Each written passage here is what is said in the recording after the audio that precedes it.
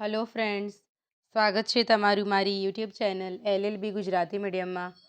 આ વિડીયોમાં હું તમને LLB સેમ 5ના ગુજરાત યુનિવર્સિટી LLB સેમ 5ના પેપર 303 ભારતીય સાક્ષ્ય અધિનિયમ એટલે કે પુરાવાના કાયદા પેપરની અંદર પૂછાઈ શકે તેવા મહત્ત્વના IMP પ્રશ્ન વિશેની જાણકારી આપીશ.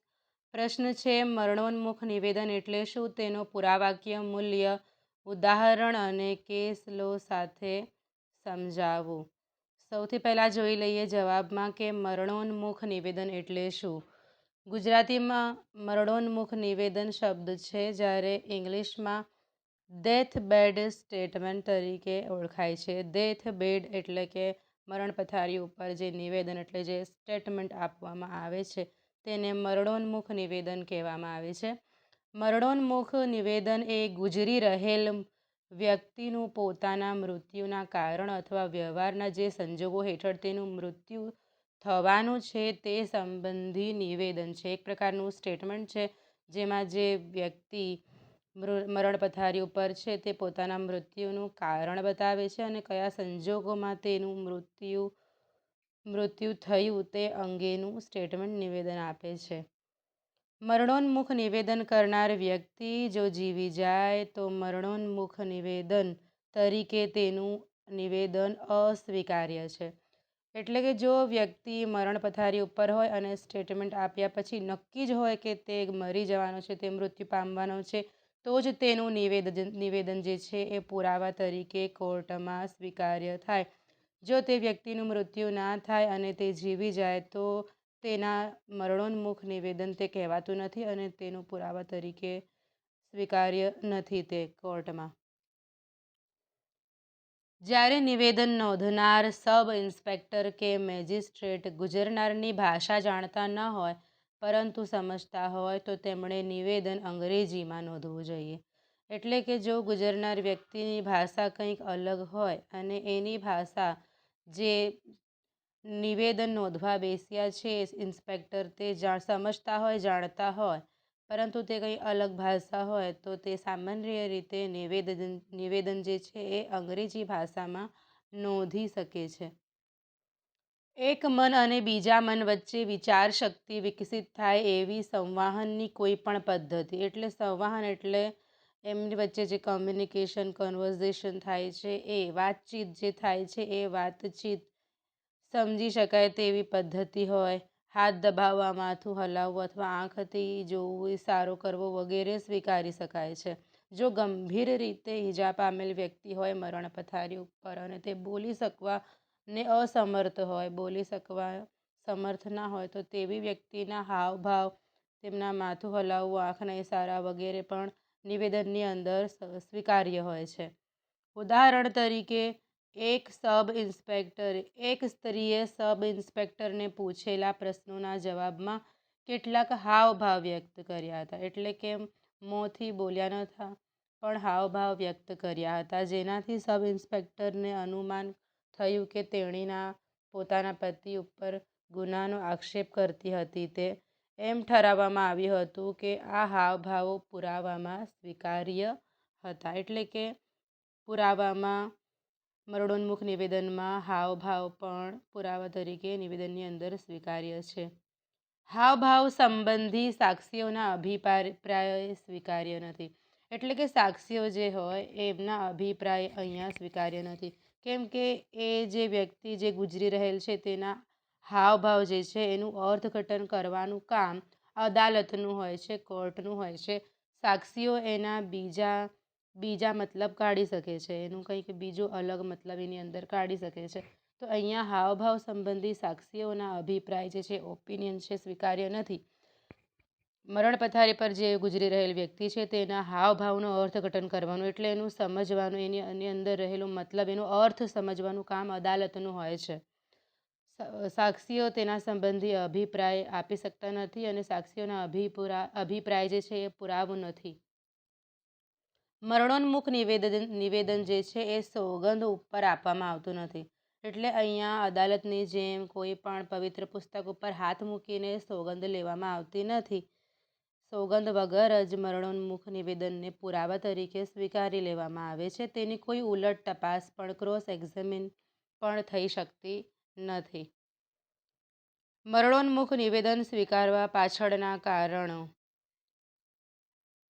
મરણોન્મુખ નિવેદનને શા માટે સ્વીકારી લેવામાં આવે છે? ડાયરેક્ટ એની કોઈ ઉલટ તપાસ કરવામાં આવતી નથી અને તેમાં કોઈ સોગંદ પણ લેવામાં આવતી નથી. ડાયરેક્ટ એને સ્વીકારી લેવા પાછળના કારણો શું છે? તો નિવેદન કરનારનું મૃત્યુ. એટલે નિવેદન જે કરે છે, સ્ટેટમેન્ટ જે આપે છે, એ વ્યક્તિ ગુજરી જવાનો છે, તો એમ જ માની લેવામાં આવે છે કે એ મૃત્યુ શૈયા ઉપર, એ મરણ પથારી ઉપર સત્ય બોલશે, અસત્ય નહીં બોલે, એવું વિચારીને મરણોન્મુખ નિવેદન સ્વીકારવામાં આવતું હોય છે. કારણ કે સામાન્ય રીતે બનાવનો ભોગ બનનાર પોતે એકલો જ અપરાધનો આંખો જોનાર સાક્ષી હોય. એટલે એમ માની લેવામાં આવે છે કે જે વ્યક્તિ સાથે બનાવ બન્યો છે, તો એ બનાવનો ભોગ બનનાર પોતે એ અપરાધ માટેનો સાક્ષી છે. એટલે એ પોતાના વિશે કંઈક અસત્ય નહીં બોલે, એ સત્ય જ બોલશે, કેમ કે એના પોતાની ઉપર એ ઘટના, એ બનાવ વીત્યો છે. મૃત્યુ કે જે સોગંદ જેવું જ બળ ઉત્પન્ન કરે છે. એટલે અહીંયા સોગંદ લેવાની જરૂર પડતી નથી, કેમ કે એ જે ગુજરી રહેલ વ્યક્તિ છે એનું મૃત્યુ થવાનું છે અને મૃત્યુ જે છે એ સોગંદ જેટલું જ બળ ધરાવે છે.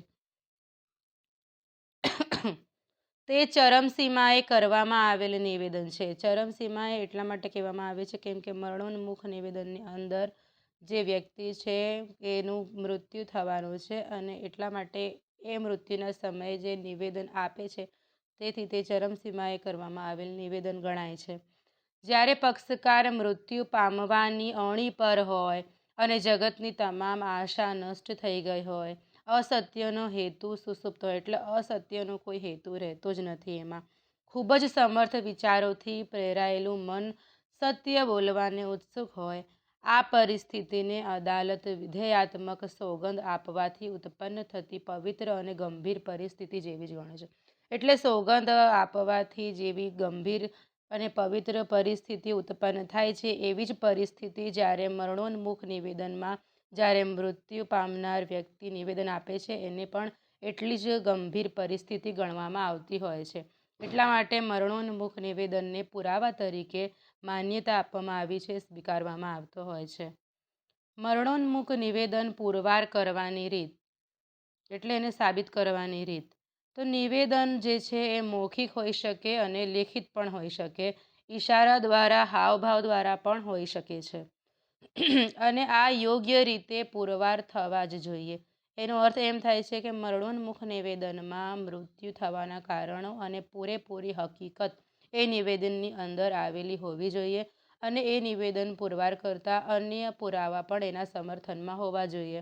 એમ નોંધવામાં આવ્યું હતું કે આરોપીની ગેરહાજરીમાં નોંધવામાં આવેલ નિવેદન પુરાવામાં સ્વીકાર્ય નથી. જે વ્યક્તિએ મૌખિક નિવેદન નોંધેલ હોય અથવા જેણે તે સાંભળેલ હોય, તેનાથી પુરવાર થવું જોઈએ, તેની નોંધથી નહીં. એટલે મરણોન્મુખ નિવેદન જે છે એને પુરાવા તરીકે કોર્ટમાં, અદાલતમાં રજૂ કરવા માટે જેણે આ નિવેદન નોંધ્યું છે એ વ્યક્તિએ ત્યાં અદાલતમાં એને પુરવાર કરવા માટે હાજર રહેવું પડશે. એને જે નોંધ લખી છે એ નોંધ સાથે એણે જે વ્યક્તિએ લખેલું છે અને સાંભળેલું છે એ વ્યક્તિએ પોતે પણ તેને પુરવાર કરવા માટે હાજર રહેવું પડશે. એ નોંધવું જોઈએ કે જે વ્યક્તિએ નિવેદન કરેલ હોય તે ગુજરી ગયાનું પુરવાર ન થાય ત્યાં સુધી મરણોન્મુખ નિવેદન પુરવાર કરી શકાય નહીં. અદાલતમાં મરણોન્મુખ નિવેદનને પુરાવા તરીકે સ્વીકારવા માટે પુરાવા હોવા જોઈએ. જે વ્યક્તિ છે હતો એ ગુજરી ગયો છે એમ પુરાવા આપવા પડે, એટલે કે એનો મરણનો સર્ટિફિકેટ, પ્રમાણપત્ર, ડેથ સર્ટિફિકેટ પણ ત્યાં રજૂ કરવું પડે અને પછી મરણોન્મુખ નિવેદન એટલે ડેથ બેડ સ્ટેટમેન્ટ ત્યાં પુરાવા તરીકે આપવી પડે, તો જ તે સ્વીકાર્ય બને. મરણોન્મુખ નિવેદનનું પુરાવાકીય મૂલ્ય, એટલે એનું પુરાવા તરીકે શું મહત્વ છે, મરણોન્મુખ નિવેદનનું કેટલું મહત્વ છે પુરાવા તરીકેનું, તે જોઈ લઈએ. રામનાથ વિરુદ્ધ સ્ટેટના કેસમાં સુપ્રીમ કોર્ટે નોંધ્યું હતું કે સ્થાપિત થયેલો કાયદો છે કે સમર્થન વિના માત્ર મરણોન્મુખ નિવેદન પરથી જ આરોપીને સજા કરવી તે સલાહભર્યું નથી. એટલે કે ખાલી મરણોન્મુખ નિવેદન પરથી જ કોઈ આરોપીને સજા કરવી તે સલાહભર્યું નથી. મરણોન્મુખ નિવેદન સિવાય અન્ય પુરાવા પણ તેના સમર્થનમાં હોવા જોઈએ, તો જ તેને પુરાવા તરીકે સ્વીકાર્ય ગણાય અને આરોપીને સજા થાય. સોગંદ પર કરવામાં આવેલ નથી કે તેની ઉલટ તપાસ થઈ શકતી નથી. મરણોન્મુખ નિવેદન જે છે એ સોગંદ પર કરવામાં આવતો નથી અને તેની ઉલટ તપાસ પણ થઈ શકતી નથી. એટલા માટે મરણોન્મુખ નિવેદન સાબિત થવું જોઈએ, તેના સમર્થનમાં બીજા પુરાવા પણ હોવા જોઈએ, તો જ તેનો સ્વીકાર થાય પુરાવા તરીકે. આમ છતાં આ નોંધોને સુપ્રીમ કોર્ટે ખુશાલરાવ વિરુદ્ધ સ્ટેટ ઓફ બોમ્બેમાં અનાવશ્યક કથન તરીકે જાહેર કરેલ છે અને તેમાં નીચેના સિદ્ધાંતો સ્થાપિત કરવામાં આવ્યા હતા. પહેલો સિદ્ધાંત એ હતો કે કાયદાના સંપૂર્ણ નિયમ તરીકે એમ ન કહી શકાય કે તેનું સમર્થન ના થાય તો મરણોન્મુખ નિવેદન સજાનો એકમાત્ર આધાર ન બની શકે. એનો અર્થ એમ થાય છે કે એવું જરૂરી નથી કે મરણોન્મુખ નિવેદનને પુરવાર કરવા માટેના અન્ય પુરાવા ના હોય તો તે એકમાત્ર આધાર ન બની શકે એવું જરૂરી નથી. તેને પણ પુરાવા તરીકે આધાર તરીકે લેવામાં આવે છે. મરણોન્મુખ નિવેદન અન્ય પુરાવાઓ કરતાં મરણોન્મુખ નિવેદનનો પુરાવાનો નબળો પ્રકાર છે. એટલે અન્ય પુરાવા કરતાં એક પ્રકારનો પુરાવો છે પણ નબળા પ્રકારનો છે એમ સામાન્ય નિયમ તરીકે ઠરાવી શકાય નહીં. એનો અર્થ એમ થાય છે કે મરણોન્મુખ નિવેદન પુરવાર કરતા અન્ય પુરાવા ના હોય તો એનો અર્થ એ નથી કે આ જે પુરાવો છે એ નબળો છે. આ જે છે એ નબળા પ્રકારનો પુરાવો નથી. મરણોન્મુખ નિવેદન અન્ય પુરાવા જેટલું જ મહત્વ ધરાવે છે, તે અનાવશ્યક નથી. આસપાસના સંજોગોને ધ્યાનમાં લઈને તેને અંગે નિર્ણય કરવાનો હોય છે. એટલે આના સમર્થનમાં અન્ય પુરાવા ના હોય તો તેવા સંજોગોમાં મરણોન્મુખ નિવેદનને પુરાવા તરીકે લેવા માટે આસપાસના અન્ય સંજોગોને પણ ધ્યાનમાં લેવામાં આવે છે અને પછી તે અંગે નિર્ણય કરવામાં આવતું હોય છે. જે સંજોગોમાં મરણોન્મુખ નિવેદન કરવામાં આવ્યું હોય તેને ધ્યાનમાં રાખીને દરેક કેસ નક્કી કરવામાં આવે છે અને એમાં નિર્ણય આપવામાં આવતો હોય છે. યોગ્ય રીતે, એટલે કે પ્રશ્નો અને તેના જવાબોના સ્વરૂપમાં અને શક્ય હોય ત્યાં સુધી નિવેદનકર્તાના જ શબ્દોમાં સક્ષમ મેજિસ્ટ્રેટ દ્વારા મરણોન્મુખ નિવેદન નોંધવામાં આવેલ હોય તો તે માનવીય ચારિત્ર્ય અને માનવીની યાદશક્તિની તમામ અસમર્થતાઓથી પીડાતા અને મૌખિક પુરાવા પર આધાર રાખતા સામાન્ય નિવેદન કરતાં ચડિયાતું છે. એટલે આ જે છે નિવેદન જે છે મરણોન્મુખ નિવેદન એ બીજા નિવેદન કરતાં ચડિયાતું છે. બીજા મૌખિક પુરાવા કરતાં આ જે છે એ ચડિયાતું છે. કેમ કે આ જે નિવેદન છે એ નિવેદન કરતા જે છે એ મૃત્યુ ગુજરી રહેલ વ્યક્તિ છે અને એની જે છે એ નિવેદન જે છે એ સબ ઇન્સ્પેક્ટર દ્વારા એમના મૃત્યુના સમયે નોંધવામાં આવતું એક મહત્વનું નિવેદન છે. તે અન્ય મૌખિક પુરાવા કરતાં ચડિયાતું છે, મહત્વપૂર્ણ છે. એક વખત જો અદાલત એવા નિર્ણય પર આવે કે મરણોન્મુખ નિવેદન મૃત્યુના સંજોગોનું સત્ય દર્શન કરાવતું હતું તો વધારે સમર્થન મેળવવાનો પ્રશ્ન રહેતો નથી. એનો અર્થ એમ થાય છે કે એકવાર અદાલતને જો એમ નિર્ણય લઈ લે કે મરણોન્મુખ નિવેદન જે છે એ જે છે સત્ય છે, એકવાર અદાલતને એવો વિશ્વાસ થઈ જાય કે આ જે નિવેદન છે એ બધા જ સંજોગો, મૃત્યુના સંજોગો અને મૃત્યુનું સત્ય કારણ બતાવે છે, તો એને સાબિત કરવા માટે બીજા પુરાવાની જરૂર પડતી નથી. બીજા પુરાવાનો પ્રશ્ન ઊભો થતો નથી. બીજી બાજુ જો મરણોન્મુખ નિવેદનના તમામ પાસાઓ ચકાસ્યા પછી જો અદાલતને એવું લાગે, અદાલત એવા નિર્ણય પર આવે કે તે ભરોસા લાયક નથી અને તેમાં ક્ષતિ છે. અહીંયા અદાલતના વિશ્વાસની પણ વાત આવે છે. અદાલતને એમ થાય કે તે સત્ય છે, તો પછી બીજા કોઈ પુરાવાની જરૂર પડતી નથી. અદાલતને જો યોગ્ય લાગે તો પણ કદાચ જો અદાલતને યોગ્ય ન લાગે, તમામ હકીકતો પાસાઓ તપાસ્યા ચકાસ્યા પછી જો અદાલતને તેમાં શંકા ઉત્પન્ન થાય, તે ભરોસાલાયક ના હોય અને તેમાં કંઈ ક્ષતિ હોય, ખામી હોય, કંઈ ખોટ હોય, કંઈ અસત્ય હોય તેમાં, તો તેના સમર્થન વિના તેના આધારે સજા ફરમાવી શકાય નહીં. એટલે એ નિવેદનના આધારે સામે વ્યક્તિને સજા ફરમાવી શકાય નહીં. આ જે છે આ ઘટના પોમ્પિઆ વિરુદ્ધ સ્ટેટ ઓફ માઇસોરના કેસમાં બની હતી કે જેની અંદર અદાલતને મરણોન્મુખ નિવેદનમાં ભરોસો નહોતો આવ્યો, તો જેના કારણે અદાલતે આમાં સજા ફરમાવી ન હતી. એના સમર્થનમાં બીજા કોઈ પુરાવા ન હતા અને મરણોન્મુખ નિવેદન અદાલતને યોગ્ય નહોતું લાગ્યું. સ્ટેટ ઓફ ઝારખંડ વિરુદ્ધ શૈલેન્દ્ર કુમાર કેસમાં સુપ્રીમ કોર્ટે ઠરાવેલ છે કે કાયદાનો એવો કોઈ નિયમ નથી કે એક્ઝિક્યુટિવ મેજિસ્ટ્રેટના બદલે જો પોલીસ અધિકારીએ મરણોન્મુખ નિવેદન નોંધેલ હોય તો તે પુરાવામાં અસ્વીકાર્ય છે.